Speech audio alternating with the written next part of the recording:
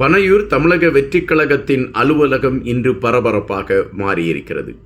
பல கட்சிகளை சார்ந்த தலைவர்கள் இப்பொழுது தாவைக்காவில் தங்களை இணைத்துக் கொள்வதற்கான ஒரு களத்தை எடுத்துக்கொண்டிருக்கக்கூடிய காட்சிகளும், இன்னொரு புறம் டிடிவி தினகரன் அவர்கள் தன்னுடைய அடுத்த நகர்வு என்ன என்பதை குறித்து அவர் தெரிவித்திருக்கக்கூடிய கருத்துகளும் தமிழக அரசியல் களத்தில் மிகவும் பரபரப்பான ஒரு சூழலை நோக்கி நகர்ந்திருக்கிறது என்பதை நம்மால் பார்க்க முடிகின்றது.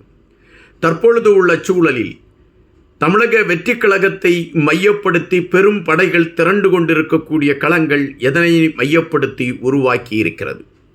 இதன் பின்னணியில் எழும்பிக் கொண்டிருக்கக்கூடிய அரசியல் அலை எதனை நோக்கி நகர்ந்து கொண்டிருக்கின்றது? கோட்டையிலே கொடிபரத்தி கொண்டிருக்கக்கூடியவர்கள் சற்று விலகி விஜய் அவர்கள் கோட்டை ஏறுவதற்கான ஒரு களத்தை கொடுப்பதற்கான சூழல் அமைந்து கொண்டிருக்கிறதா? இது சார்ந்த தேடலோடு இந்த காணொளிக்குள் பயணிக்கிறோம். அது சார்ந்த தேடலை உங்கள் முன்னாலும் வைக்க இருக்கின்றேன். விஜய் அவர்கள் கட்சி தொடங்கிய பொழுது ஒரு பரபரப்பான ஒரு களம் இருந்தது. அது கடுமையான விமர்சனங்களும் எடுத்து வைக்கப்பட்டது. அது குறிப்பிட்ட ஒரு தொழிலை மையப்படுத்தி எடுத்து வைக்கப்பட்ட விமர்சனம். ஆனால் மிக தெளிவாக விஜய் அவர்கள் தன்னுடைய அரசியல் நகர்வுகளை எடுத்து கொண்டிருந்தார். அவர் மிக தெளிவாக குறிப்பிட்டார், இந்த தேர்தலில் திராவிட முன்னேற்றக் கழகமா அல்லது தமிழக வெற்றிக் கழகமா என்கின்ற போராட்டக் களம்தான் வரும். அதில் தமிழக வெற்றிக் கழகம் வெற்றி பெற்று ஆட்சியை பிடிக்கும். இத்தோடு ஊழல் ஆட்சி தமிழகத்தில் இருந்து அப்புறப்படுத்தப்படும் என்ற செய்தியை அவர் எடுத்து வைத்தார். இந்த செய்தியை எடுத்து வைத்த பொழுது கடுமையான விமர்சனங்கள் தான் பிறந்தன. திராவிட முன்னேற்றக் கழகத்தை ஆதரித்து கொண்டிருக்கக்கூடிய, திராவிடங்களை மையப்படுத்தி பயணித்து கொண்டிருக்கக்கூடிய பெரும்பாலான சமூக வலைதளங்கள் நையாண்டிகளை செய்து அவர்கள் கேலி பேசிக்கொண்டு இருந்தார்கள். ஆனால் காரியத்தில் தமிழக வெற்றிக் கழகம் மிக தெளிவாக இருந்தது என்பது அவர்களுடைய ஒவ்வொரு நகர்வுகளை வைத்து பார்க்க முடிகின்றது. தற்பொழுது லயோலா கல்லூரியின் சார்பில் எடுக்கப்பட்டிருக்கக்கூடிய கருத்து கணிப்பு, இந்த கருத்து கணிப்பில் பல விடயங்கள் பேசப்பட்டிருக்கிறது, பல செய்திகள் எடுத்து வைக்கப்பட்டிருக்கிறது. அதிலே தமிழக வெற்றிக் கழகம் இப்பொழுது உள்ள செல்வாக்கு என்ன நிலையில் இருக்கிறது என்பதை மையப்படுத்திய கருத்துக்களை அவர்கள் பதிவிட்டிருக்கிறார்கள். அவர்களை பொறுத்த மட்டில் திமுகவுக்கு அடுத்த நிலைமையில் தமிழக வெற்றிக் கழகம் வருகிறது என்றும், மூன்றாவது நிலைக்குத்தான் அனைத்து இந்திய அண்ணா திராவிட முன்னேற்றக் கழகம் தள்ளப்பட்டிருக்கிறது என்கின்ற செய்தியை எடுத்து வைக்கிறார்கள். ஏறக்குறைய விஜய் அவர்கள் சொன்னது போல தமிழக வெற்றிக் கழகத்திற்கும் திமுகவுக்கும் இடையேதான் போட்டி என்கின்ற விடயத்தை இந்த கருத்து கணிப்பு உறுதிப்படுத்தி இருக்கிறது. ஆனால் இங்கு களம் வேறொரு கோணத்தை கையில் எடுத்து கொண்டிருக்கின்றது.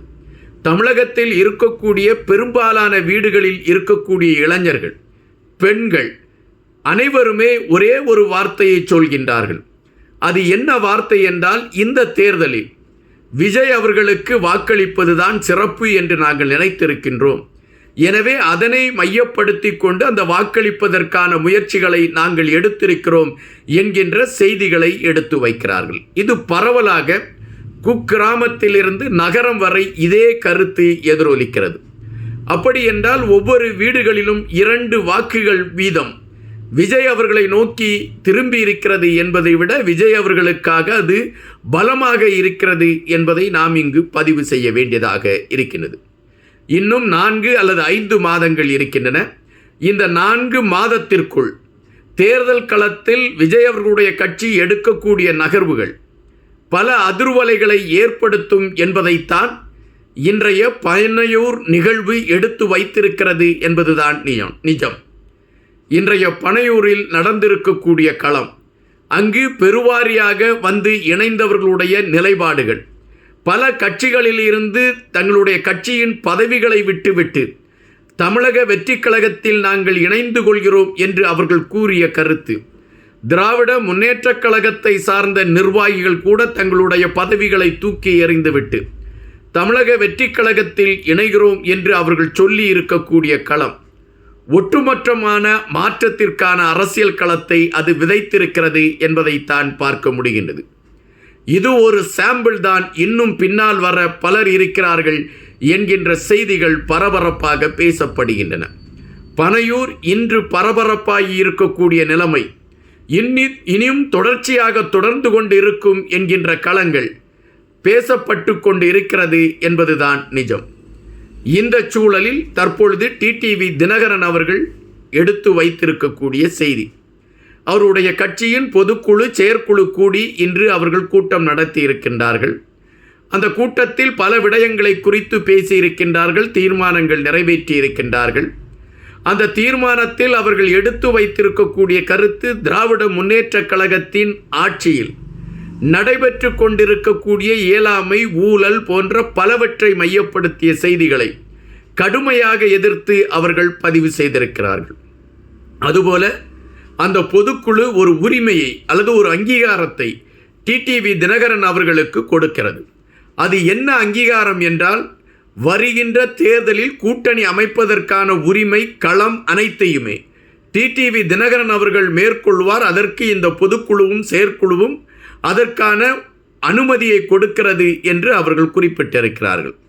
அங்கு பேசிய டிடிவி தினகரன் அவர்கள், யார் நமக்கு ஆட்சியில் பங்கு தருவார்களோ, யார் கூட்டணி ஆட்சி என்கின்ற களத்தில் பயணிக்க இருக்கிறார்களோ அவர்களோடு பயணிப்பதற்கான ஒரு களத்தை நாம் எடுத்து விட்டோம் என்று சூசகமாக தன்னுடைய கருத்தை அவர் பதிவிட்டிருக்கிறார்.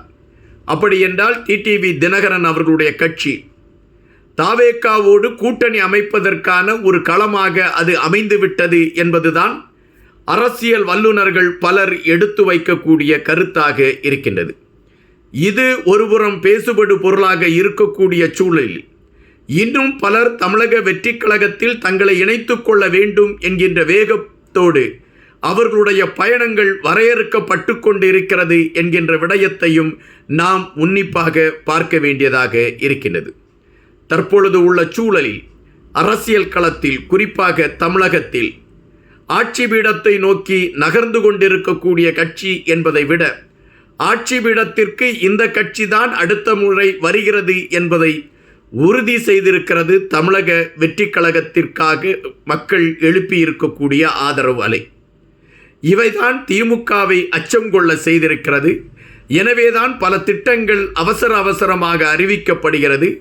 இதுவரை கொடுக்காமல் இருந்த மடிக்கணினி கொடுக்கப்படுகிறது. இதுவரை செயல்படுத்தாத இருந்த பல திட்டங்களை விரைந்து செயல்படுத்துவதற்கான களங்கள் எடுக்கப்படுகிறது. இதுவரை போடாத சாலைகள் விரைந்து போடப்படுகிறது.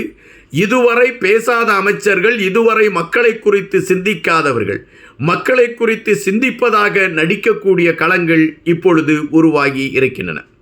அப்படி என்றால் தமிழக வெற்றி கழகம் ஒரு பெரிய அதிர்வலைகளை தமிழகத்தில் உருவாக்கி இருக்கிறது என்பதை விட கோட்டையை நோக்கி தன்னுடைய பாதையை வலுவாக அது பதிவாகிவிட்டது என்பதுதான் நிஜம்.